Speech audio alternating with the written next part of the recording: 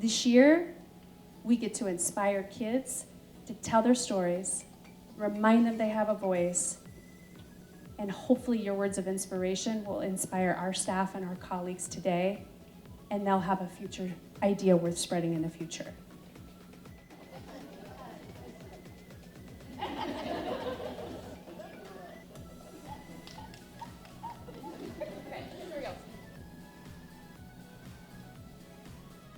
Love.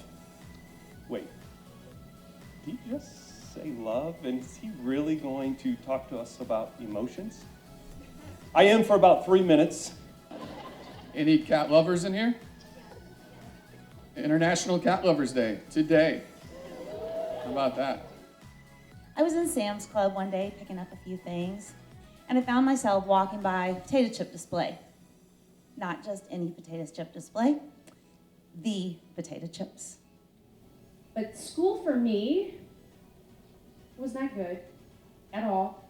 When I was in middle school, I wanted to be a long-haul truck driver. I think it stemmed from a desire to travel and see things other than cornfields, but that was the dream. That was the story that I wanted to write. I believe that communication and building relationships is so important. When I was 7 years old, I wanted to be Spider-Man. I remember laying in my bunk bed and just trying to shoot a web out of my arm. It didn't work. The thought of sitting alone in a truck cab for hours on end was not as intriguing at 19 as it was at 12. How can we communicate and build those relationships better with our colleagues, our students, and our families? Well, I might just have a few ideas. Face-to-face is so much better. Text and emails can be so impersonal, and I see that with kids all the time. Sometimes people use all caps like they're shouting at you. It makes you feel a little cringy sometimes. But sometimes those single word responses also make it seem like someone doesn't really care. Why are we so hesitant to let people know that we love them? Not the mom like me who wore the same pair of sweatpants 4 days in a row. Not the mom that just felt like she wasn't good enough. The single mom that just couldn't afford it. But this talk isn't about that. It's about the fact that during that time of my life, and still, sometimes today, I needed a lot of grace. I was very fragile.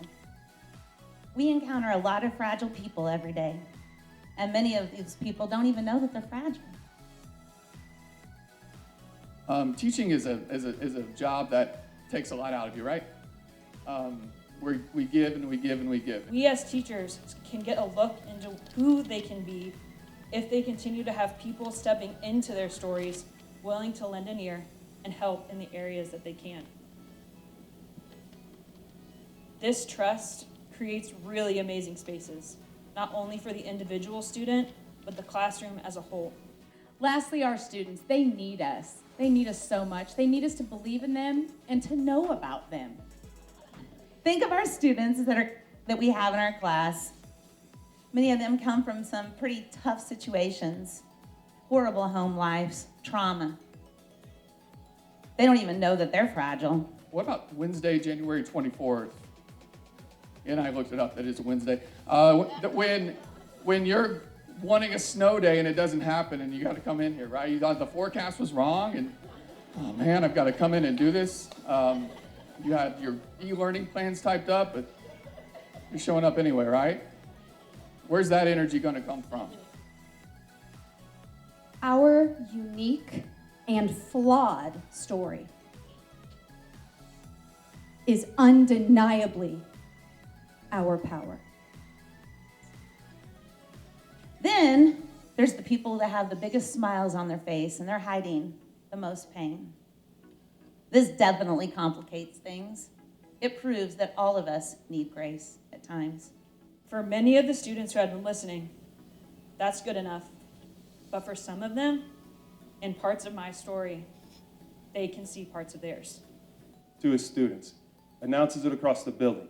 Hey, if nobody's told you yet today that they love you, this is, your principal saying, I love you. I'm like no one else. And you know what? There's no one else like you. Me, I'm just a little bit exclamation point happy. And this year is the year of you.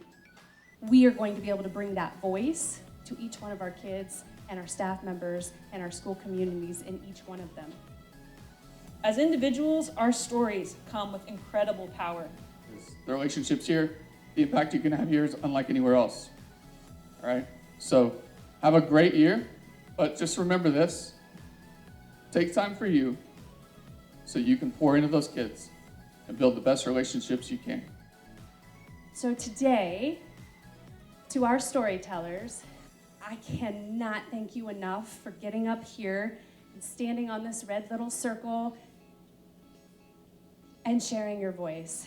And please, from my whole heart, remember, it's not the critic that counts.